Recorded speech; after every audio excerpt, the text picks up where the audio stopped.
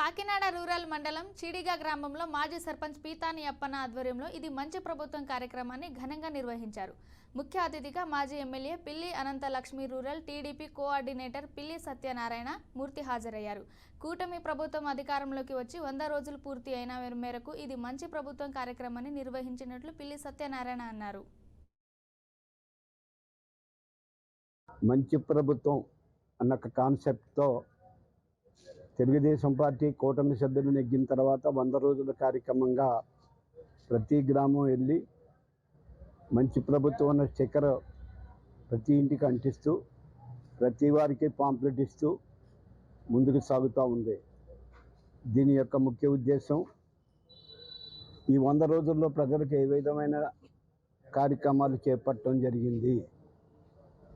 సర్వసాధారణంగా 100 రోజుల్లో చేసిన అభివృద్ధి కార్యక్రమాలు చెప్పుకోవటం పార్టీలకు సహజం. కానీ ఇప్పుడు ఈ 100 రోజుల్లో మేము సాధించిన దానికన్నా అంటే అభివృద్ధి సంక్షేమ కార్యక్రమాల కన్నా గత ప్రభుత్వంలో చేసిన డిస్ప్యూట్స్ సిస్టమ్గా పెట్టిన పేర్లు కానీ అలాగే పోలవరం అలాగే అమరావతి ఈ రెండు తగిన చర్యలు తీసుకోవడంలో కానీ ఇలాంటివన్నీ కూడా చేయటం జరిగింది.